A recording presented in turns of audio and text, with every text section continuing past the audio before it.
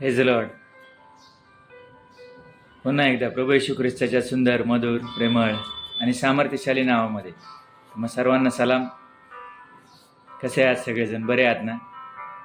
देवाला गौरव असो. मी तुमच्यासाठी पुन्हा एकदा परमेश्वराची काही वचनं घेऊन तुमच्या समोर आलोय. या बघूया अगदी थोडा वेळ परमेश्वराच्या वचनात जाऊ आणि देवाचं वचन आम्हाला काय सांगतं हे आपण ऐकण्याचा, शिकण्याचा प्रयत्न करूया. उत्पत्तीचं पुस्तक याचा 37वा अध्याय आणि पहिली 3-4 वचनं मी तुमच्यासाठी वाचतो. याकोब कनान देशात वस्ती करून राहिला, तेथेच त्याचा बाप युप्री म्हणून राहिला होता. याकोब वंशाचा वृत्तांत हा. योसेफ 17 वर्षाचा असता आपल्या भावांबरोबर कळप चारित असे. तो मुलगा आपल्या बापाच्या स्त्रिया बिल्ला व जिल्पा यांच्या मुलांबरोबर असे. तेव्हा त्याने त्याच्या दुर्वर्तनाविषयीची खबर आपल्या बापास दिली. इस्रायल आपल्या सर्व मुलांपेक्षा योसेफावर फार प्रीती करत असे, कारण तो त्याचा म्हातारपणाचा मुलगा होता. त्याने त्यासाठी पायघोळ झगा केला होता. आपला बाप आपल्या इतर सर्व भावांपेक्षा त्याच्यावर अधिक प्रीती करतो हे पाहून ते त्याचा द्वेष करू लागले व त्याच्याशी सलोख्याचे भाषण करीना असे झाले. Praise the Lord. आणि हा वृत्तांत आहे योसेफाच्या संदर्भामधला. आणि योसेफ जो याकोबाचा सगळ्यात शेवटचा मुलगा, धाकटा मुलगा, आणि त्याच्यावरती तो खूप प्रेम करायचा असं बायबल आम्हाला सांगतं. आणि त्याचा परिणाम असा झाला की बाकीचे जे भाऊ होते ते सगळेजण योसेफाचा द्वेष करू लागले. नेहमीप्रमाणे सगळीकडे जिकडे तिकडे असतं तसंच.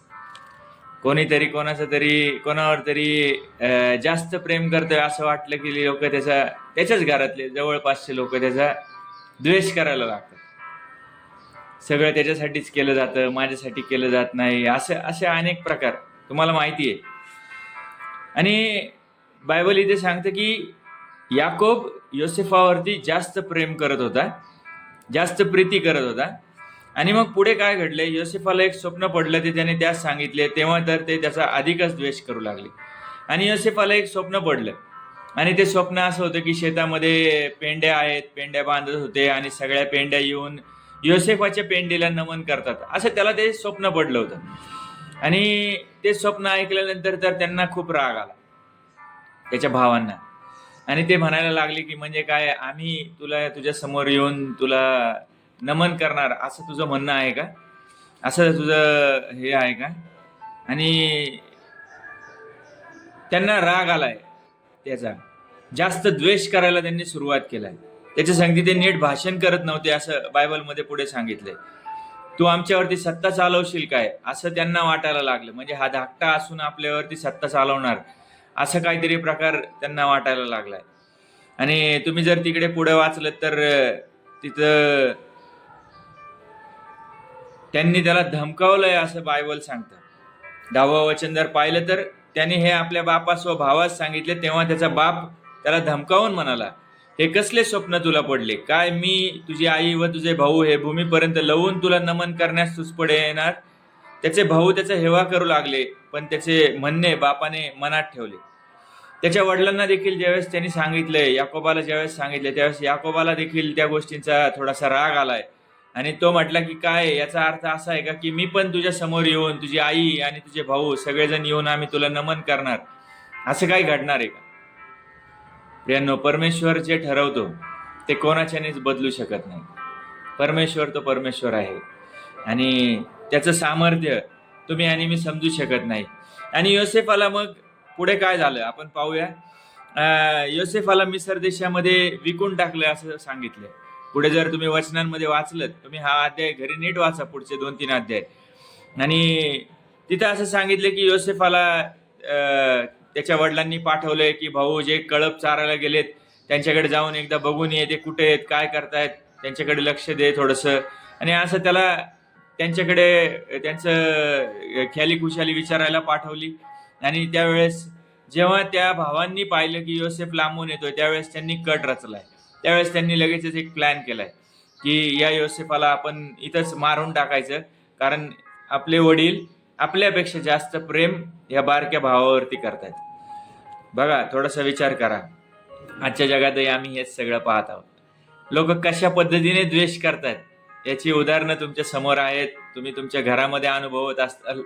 आणि या सगळ्या गोष्टी ज्या आहेत या बायबल आम्हाला काय सांगतं त्याच्याकडे थोडंसं लक्ष देऊया. या सगळ्या गोष्टींमधून परमेश्वर आम्हाला काय शिकवू इच्छितो बघा. थोडंसं पुढे जाऊया आपण.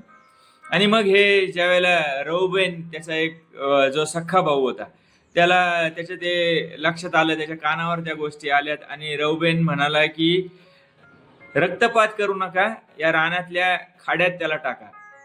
एक मोठा खाडा असेल, खाडा म्हणजे एक मोठा खड्डा वगैरे असेल ज्याच्यामध्ये त्याला टाकून द्या, ज्याच्यातून त्याला बाहेर निघता येणार नाही, कदाचित तो तिथंच उपासमारीने मरून जाईल वगैरे असं काही विचारांनी रौबेन म्हटलं असेल की त्याला रक्तपात करू नका, त्याच्यावर हात टाकू नका.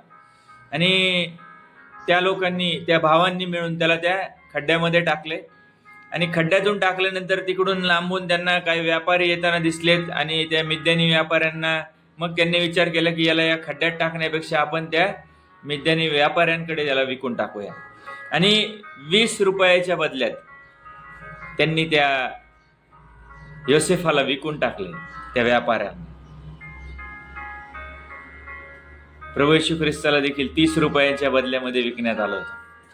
इकडे या योसेफाला 20 रुपयाच्या बदल्यात विकण्यात आले. आणि मग जर तुम्ही पाहिलं तर हा योसेफ त्या व्यापाऱ्यांसाठी मिसर देशामध्ये पोहोचलाय.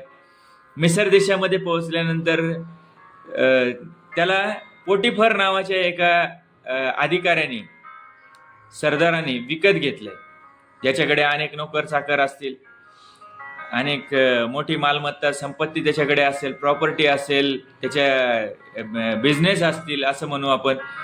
आणि त्यांनी या योसेफाला विकत घेतलंय. आणि विकत घेतल्यानंतर ज्यावेळेस हा पोटिफरच्या घरी राहायला लागलाय, तुम्ही जर वाचलंच 37व्या अध्यायामध्ये आणि 36व्या वचनात सांगितलंय बघा की मिद्यानी लोकांनी योसेफास मिस्रात नेऊन पोटिफर नावाचा फारोचा एक अंमलदार, गार्द्यांचा सरदार होता, त्यास विकून टाकले. आणि योसेफाला या पोटिफरला विकण्यात आले. आणि मग या योसेफाला पोटिफरला विकण्यात आल्यानंतर 39व्या अध्यायात 2ऱ्या वचनात बायबल असं सांगतं, परमेश्वर योसेफा बरोबर असल्या कारणाने तो यशस्वी पुरुष झाला, तो आपल्या मिस्री धन्याच्या घरी असे. परमेश्वर त्याचबरोबर असल्या कारणाने जे काही तो हाती घेतो त्यास परमेश्वर यश देतो असे त्याच्या धन्याला दिसून आले. योसेफावर त्याची कृपादृष्टी झाली.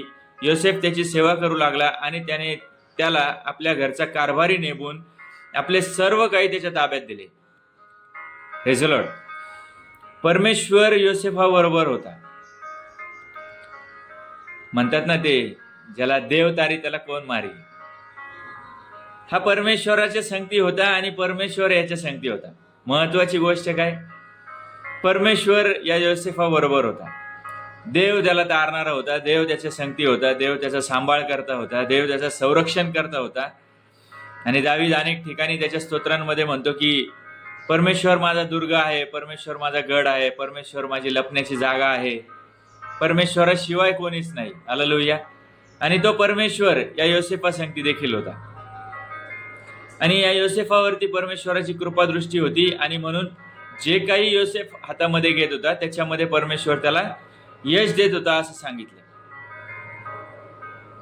आणि मग जेव्हापासून त्या योसेफाने या पोटिफरच्या घरामध्ये काम करायला सुरुवात केली आणि त्या पोटिफराच्या घराचे त्या परमेश्वराने कल्याण केले असे 5व्या वचनामध्ये सांगितले.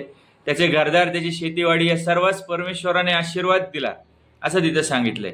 आणि म्हणून मग त्या पोटिफरनी सगळं काही योसेफाच्या हवाली केलं. हा सगळा व्यवहार, सगळे काही जे काही असेल, शेतीवाडी असेल, सगळे कळप असतील किंवा जो काही बिझनेस तो करत असेल, जे काही घरची कामं असतील, ते सगळं काही त्याने त्याच्या हातामध्ये सोपवून दिलं. आणि हे सगळं तूच बघ, परमेश्वर तुझ्या संगती आहे आणि परमेश्वर तुझ्याद्वारे मला आशीर्वादित करत आहे, हे त्याच्या लक्षात आलं. पुढे असं सांगितलंय 6व्या वचनामध्ये की त्याने आपले सर्व काही योसेफाच्या हवाली केले होते, म्हणून तो अन्न खाई त्या पलीकडे आपले काय आहे याचे त्याला भान नसे. योसेफ हा बांधेसूद व देखणा होता. फक्त तो जेवण करायचा पोटिफर, त्याच्या पलीकडे त्याला घरामध्ये तिकडे काय चाललंय, शेतीमध्ये काय चाललंय, कळप वाढलाय का कमी झालाय, काहीच त्याला कुठल्याच गोष्टी त्याच्या लक्षात नव्हत्या किंवा कुठल्याच गोष्टींकडे तो लक्ष देत नव्हता. आणि पुढे असं सांगितले की योसेफाचा जो धनी होता, म्हणजे जो पोटिफर होता, त्याची पत्नी या योसेफावरती ती फिदा झाली एक प्रकारे त्याच्यावरती. तिला त्याच्याविषयी अट्रॅक्शन वाटायला लागले आणि ती त्याला येऊन सारखी त्याला माझ्या संगती शरीर संबंध ठेव अशा पद्धतीने ती त्याच्या संगती बोलायला लागली. आणि बायबलमध्ये स्पष्ट सांगितलंय की ती वारंवार त्याच्या संगती शरीर संबंध करण्यासंदर्भात ती त्याच्या संगती बोलत होती, परंतु हा ऐकत नव्हता. आणि 9व्या वचनामध्ये, 39व्या अध्यायात 9व्या वचनामध्ये जर पाहिलं तर योसेफाचं एक सुंदर स्टेटमेंट आम्हाला पाहायला मिळतं. तो म्हणतो की या घरात माझ्यापेक्षा ते मोठे नाहीत आणि तुम्ही त्यांची पत्नी केवळ म्हणून तुमच्या खेरीज त्यांनी माझ्यापासून काही दूर ठेवलेले नाही. असे असता एवढी मोठी वाईट गोष्ट करून मी देवाच्या विरुद्ध पाप कसे करू. Praise the Lord. आणि अतिशय सुंदर स्टेटमेंट आहे हे. योसेफ असं म्हणतो की या घरामध्ये माझ्यापेक्षा माझा धनी मोठा नाहीये, पोटिफर मोठा नाहीये, आणि तुम्ही फक्त त्यांची पत्नी म्हणून तुमच्या खेरीज त्यांनी माझ्यापासून काहीच दूर ठेवलेलं नाही.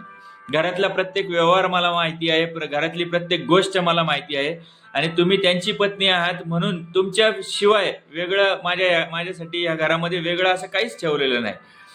आणि मग एवढं जर सगळा मोठा विश्वास जर त्या पोटिफरने माझ्यावरती ठेवलाय, तर मी त्याच्या विरुद्ध आणि देवाच्या विरुद्ध मी पाप कसं काय करू, एवढी मोठी वाईट गोष्ट मी कशी काय करू.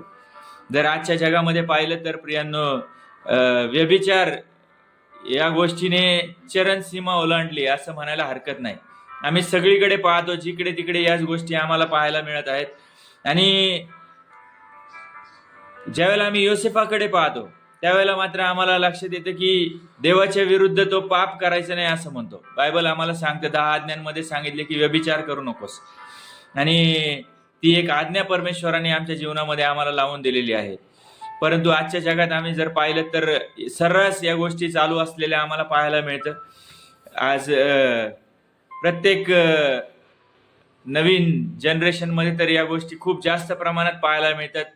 आणि मला जास्त त्याच्याबद्दल बोलायचं नाही, परंतु जर या गोष्टींकडे जर पाहिलं तर देवाच्या वचनाच्या विरुद्ध जगायचं नाही असा एक, त्यावेळेस तर कदाचित योसेफाला पूर्ण 10 आज्ञा माहीत असतील, पाठ असतील किंवा माहीत नाही, परंतु त्याच्या जीवनामध्ये तो म्हणतो की मी देवाच्या विरुद्ध पाप कसं करू. देवाचं भय त्याच्या जीवनामध्ये कशा प्रकारे होतं या गोष्टीकडे विशेष करून लक्ष द्या.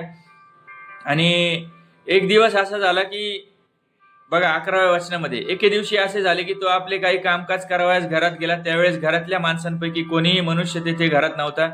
तेव्हा तिने त्याचे वस्त्र धरून म्हटले, मजपाशी नीज. पण तो आपले वस्त्र तिच्या हाती सोडून बाहेर पळून गेला. Praise the Lord. आणि तो त्याचे वस्त्र तिथे सोडून तो तिच्यापासून पळून गेलाय असं बायबल आम्हाला सांगतं. देवाचं भय कशा प्रकारे असलं पाहिजे याचा आम्हाला आज एक मोठा धडा याच्यातून शिकायचा आहे. आणि मग ज्या वेळेला तो तिथं वस्त्र सोडून पळून गेलाय त्यावेळेला तिला प्रश्न पडला की आता ह्याने बाहेर जाऊन जर माझ्याविषयी काहीतरी सांगितलं तर प्रश्न निर्माण होतील. आणि म्हणून मग तिनेच त्याच्याविषयी असं उठवलं की हा माझी आबरू घेण्यासाठी आला, माझ्यावरती बलात्कार करण्यासाठी आला, असं काहीतरी, हा इब्री मनुष्य मजपाशी निजण्याच्या हेतूने माझ्या जवळ आला, असं तिने त्याच्याविषयी घरातल्या लोकांना सांगितलं. पोटिफरला आल्यावर सांगितलं.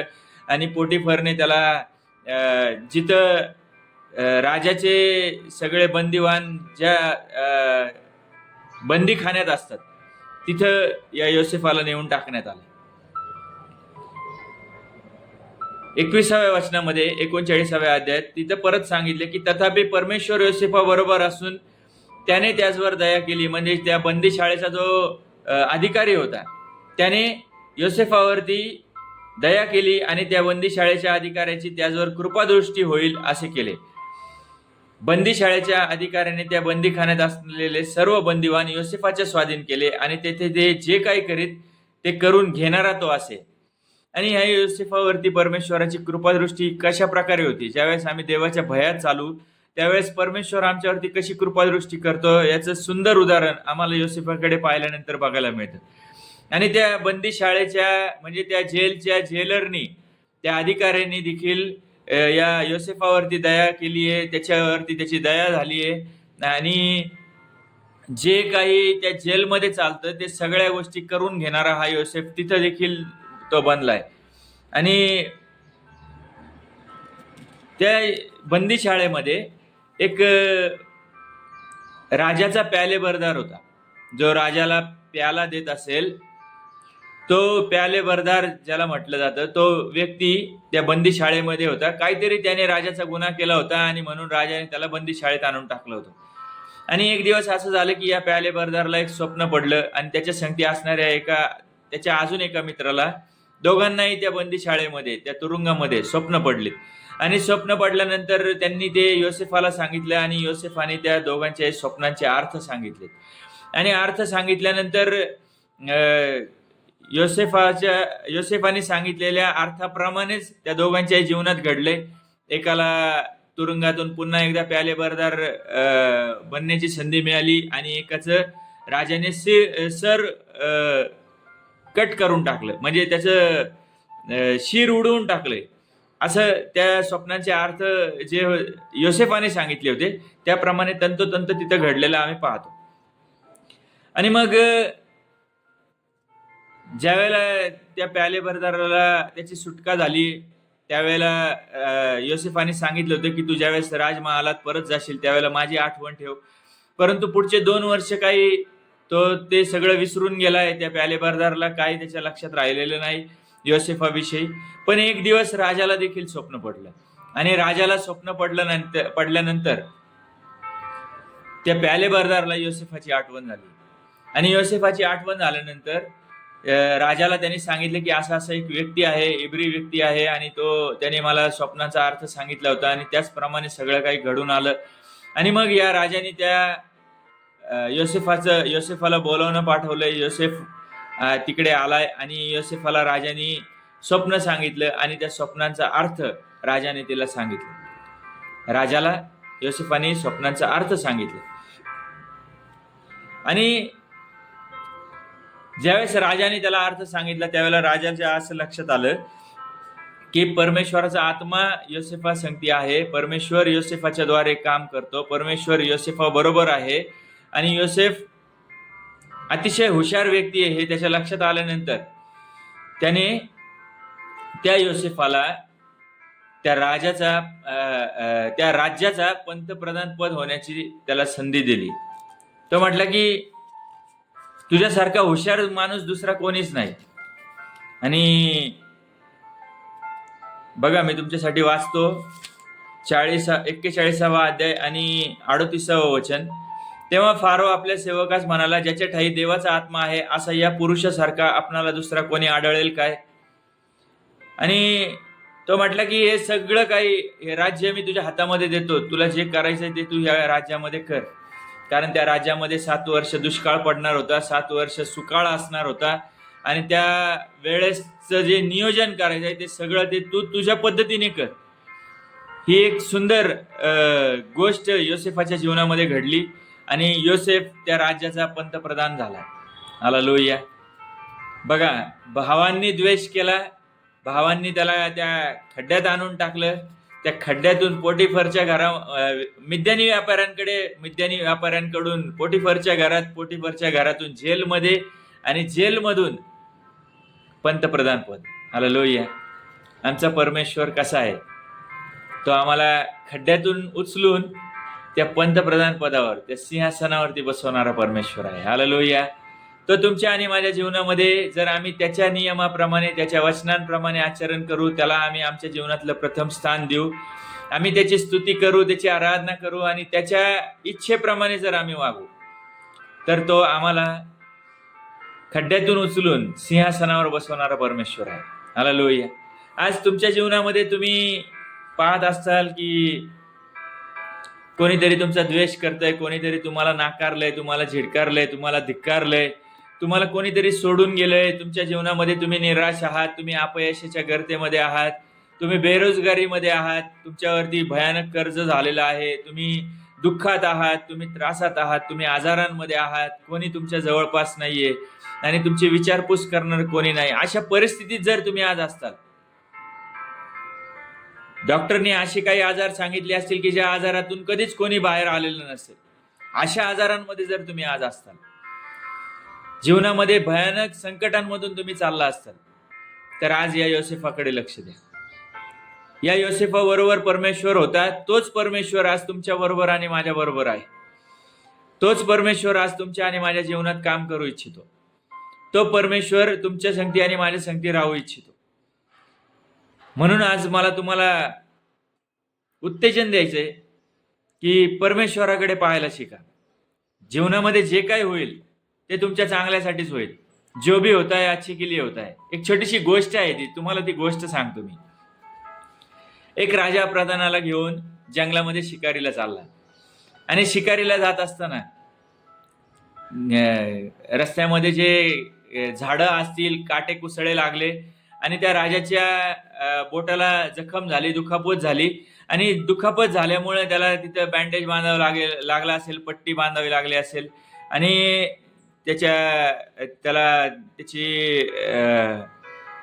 त्या जखम जी होती ती जखम लक्षात येत होती, दिसत होती. आणि ज्या वेळेला त्याला ती जखम झाली त्यावेळेस तो प्रधान असं म्हणतो की जो भी होता है अच्छे के लिए होता है.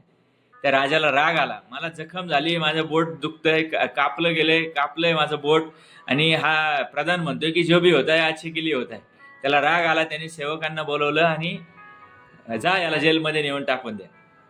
आणि त्याचे सेवक आले, त्याला जेलमध्ये घेऊन गेले. मग आता हा राजा एकटाच, तो म्हणतो मी जाईल, मी एकटाच शिकार करेल, काय फरक पडत नाही. आणि तो गेला आतमध्ये, जंगलात गेला, घुसला आणि शिकार करायचा तो प्रयत्न करत असताना आदिवासी आले. आदिवासी लोकांनी त्याला पकडलं आणि त्यांनी विचार केला की चला बरं झालं, आदिवासी लोकांकडे बळी देण्याची पद्धत असती आणि ते म्हटले की आपण या राजाचाच बळी देऊया. आणि राजाचा बळी द्यायचा त्यांनी विचार केला. राजाला बांधून ठेवलंय आणि त्यांनी त्या राजाकडे ज्यावेळेस बळी देण्याच्या प्रक्रियेतून बघायला सुरुवात केली त्यावेळेस त्यांच्या लक्षात आलं की राजाच्या बोटाला जखम झालेली आहे, पट्टी बांधलेली आहे, त्याच्यातून रक्त येतंय. आणि त्यांनी विचार केला की हा बळी तर चालणार नाही, कारण याच्या बोटाला ऑलरेडी जखम आहे आणि जखमी लोकांचा किंवा जखमी पशूचा बळी देत नाहीत. इव्हन बायबलमध्ये देखील त्या गोष्टी सांगितलेल्या आहेत.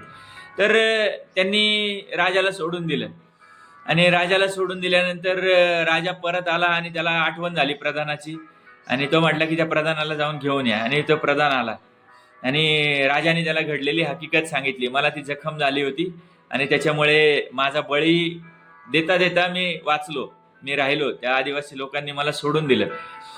आणि प्रधान पुन्हा एकदा म्हणतो की जो भी होता है अच्छे के लिए होता है. तो म्हणतो असं कसं काय म्हणतो तू?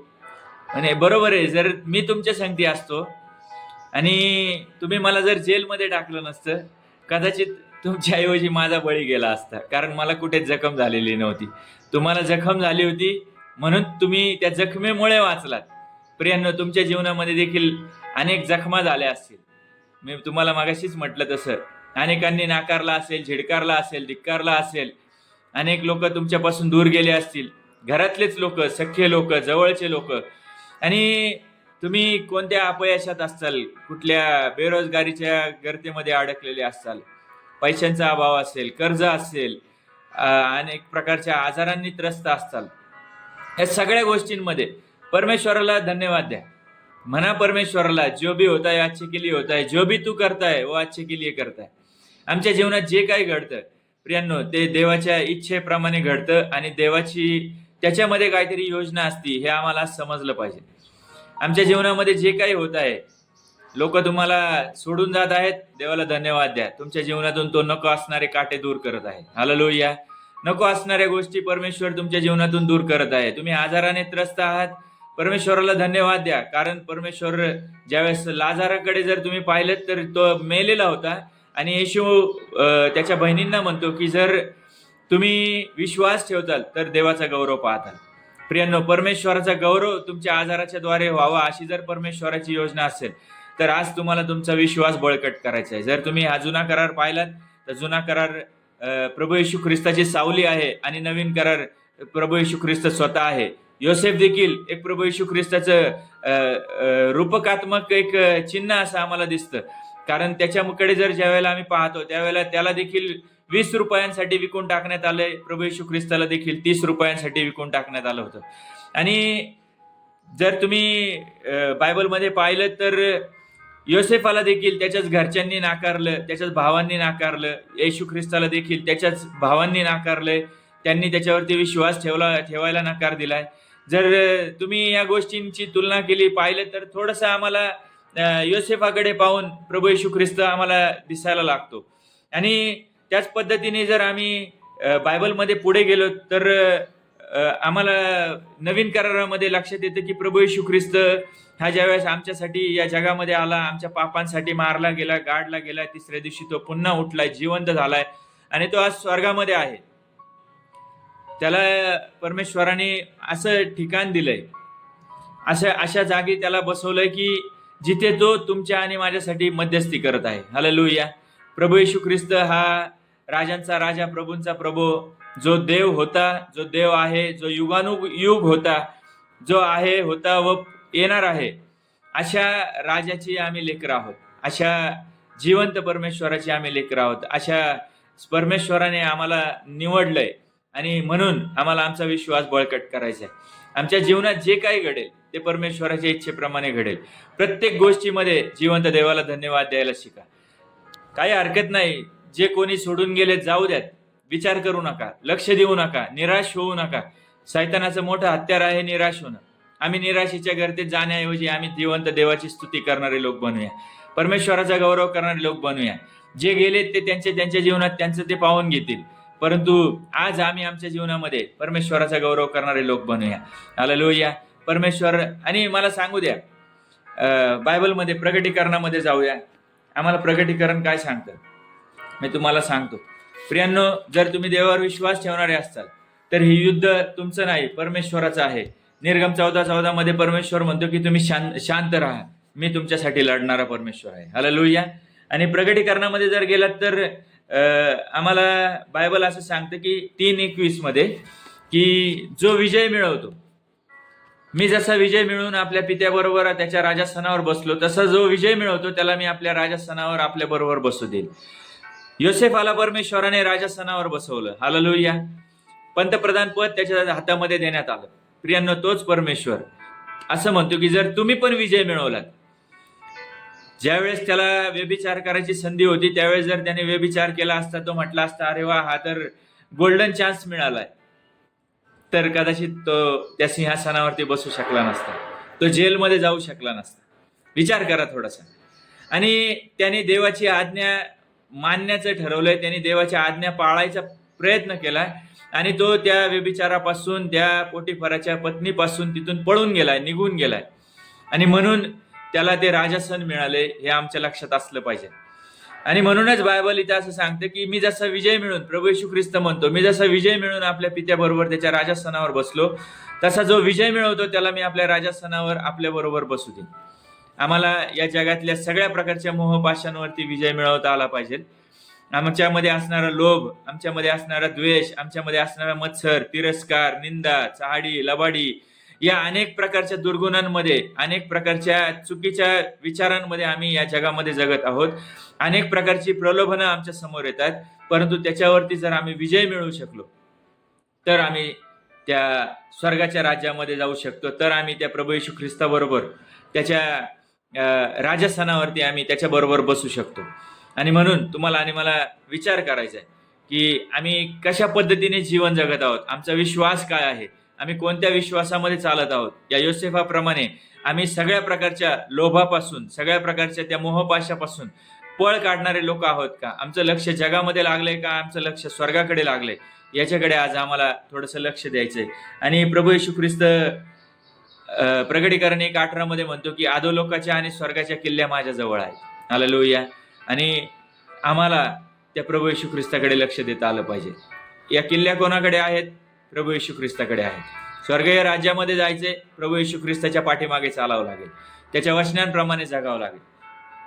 आणि प्रकटीकरण 22:11 मध्ये जर पाहिलं तर एक शेवटचं वचन तुमच्यासाठी मी वाचतो आणि तिथे बायबल आम्हाला काय म्हणतं.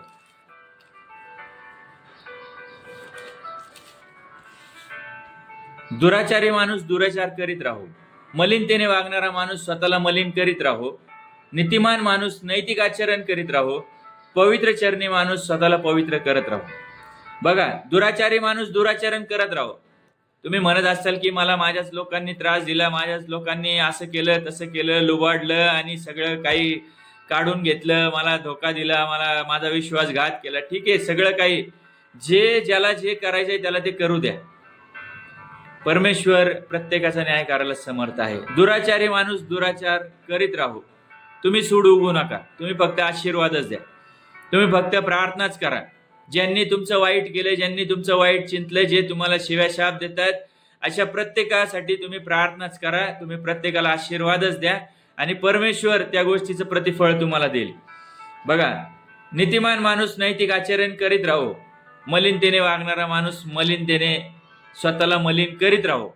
करू द्या, त्याला काय शिव्या शाप द्यायचे देत राहू द्या. पवित्र चरणी माणूस स्वतःला पवित्र करीत राहो. पहा, मी लवकर येतो आणि प्रत्येकाला ज्याचे त्याच्या कृत्याप्रमाणे देण्यास माझ्याजवळ वेतन आहे. प्रत्येकाला परमेश्वर वेतन देणार आहे. हालेलुया. काय केलंय? किती निंदा केली, किती कानात बडबडलात, किती एकमेकांच्या जवळ एकमेकांच्या बद्दल बोलत राहिलात, काय काय केलंय, सगळ्या गोष्टीचा झाडा परमेश्वर घेणार आहे, प्रत्येक गोष्टीचा. म्हणून पश्चाताप करा. आज पुन्हा एकदा एक संधी आहे. पश्चाताप करा. बायबल सांगते आजच तारणाचा दिवस आहे. जुनं ते होऊन गेलं, पहा आता नवीन होत आहे. पुन्हा एकदा प्रियांनो, ज्या गोष्टी झाल्यात त्या सोडून द्या. त्याच्याकडे लक्ष देत बसण्यापेक्षा नवीन गोष्टींकडे पाहायला शिका. परमेश्वराच्या वचनात राहायला शिका. परमेश्वर तुमची परिस्थिती बदलायला तयार आहे. तुमचे आजार विकार, तुमचं दुःख, तुमच्या समस्या, तुमच्या अडीअडचणी, परमेश्वर सगळं काही बदलायला तयार आहे. परंतु तुम्ही किती विश्वास ठेवलाय आणि तुम्ही कोणत्या विश्वासामध्ये जगत आहात, ही खूप मोठी गोष्ट आहे. तुम्ही विश्वास ठेवा. त्या विश्वासाने त्या परमेश्वराच्या जवळ या. आणि याकोबाच्या पत्रामध्ये म्हटले की तुम्ही देवाजवळ या म्हणजे तो तुमच्या जवळ येईल. तुम्ही देवाच्या जवळ येण्याचा प्रयत्न करा. पश्चाताप करा. झालेल्या चुकांची परमेश्वराकडे क्षमा मागा आणि एक नवीन जीवन जगण्यासाठी, परमेश्वराच्या वचनांप्रमाणे जगण्यासाठी पुन्हा एकदा आपल्या मनाची तयारी करा. तो तुम्हाला सगळ्या प्रकारच्या त्रासातून, तुमच्या नैराश्यातून तो तुम्हाला बाहेर काढायला तयार आहे. तो अगाध अशी प्रीती करणारा परमेश्वर आहे. त्या प्रीतीस्तव त्याने त्याचा एकुलता एक पुत्र प्रभू येशू ख्रिस्त या जगामध्ये पाठवून दिला आणि त्या प्रभू येशू ख्रिस्ताने स्वतःसाठी काहीच राखून न ठेवता स्वतःचा प्राण त्या वधस्तंभावरती बलिदान केला. हालेलुया. आणि त्याने स्वतःचं रक्त वाहिलं. त्या रक्ताच्या द्वारे तुमच्या माझ्या पापांची क्षमा होती असं बायबल आम्हाला सांगतं. आणि म्हणून विश्वास ठेवा. मुखाने कबूल करा, अंतःकरणाने विश्वास ठेवा म्हणजे तुमचं तारण होईल असं बायबल सांगतं. तुमच्या मुखाची कबुली असू द्यात, तुमच्या अंतःकरणाचा विश्वास असू द्यात.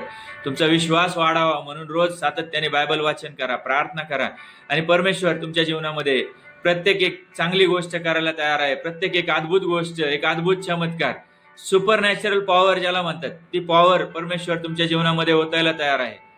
एक अद्भुत चमत्कार करायला तो तुमच्या जीवनामध्ये तयार आहे. परंतु तुम्ही तुमच्या मनाची, हृदयाची, अंतःकरणाची तयारी करा आणि तो परमेश्वर तुम्हाला आशीर्वादित करेल.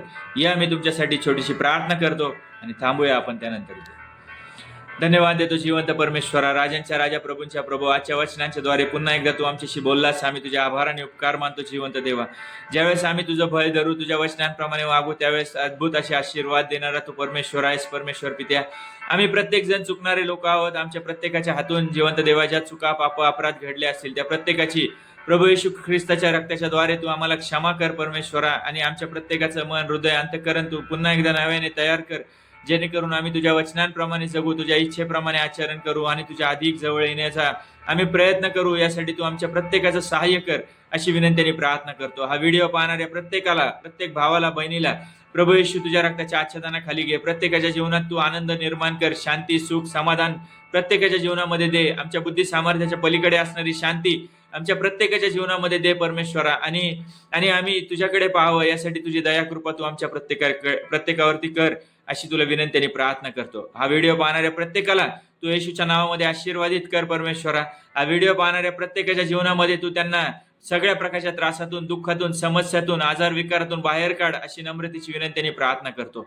माझा विश्वास आहे परमेश्वरा, मी जी प्रार्थना करत आहे ती तू ऐकत आहेस आणि तू आम्हाला आमच्या प्रार्थनेचं उत्तर देणारा परमेश्वर आहेस. होय माझ्या देवा, तुला धन्यवाद म्हणतो, या वेळेबद्दल तुला गौरव देतो, तुझी स्तुती करतो, तुझे आभार आणि उपकार मानतो. आम्हाला प्रत्येकाला तुझ्याशी एकनिष्ठ राहणारे जीवन दे, हीच नम्रतेची विनंती आणि प्रार्थना आमचा तारणारा प्रभू येशू ख्रिस्त याच्या गोड आणि सामर्थ्यवान नावात केली म्हणून तू ऐकते.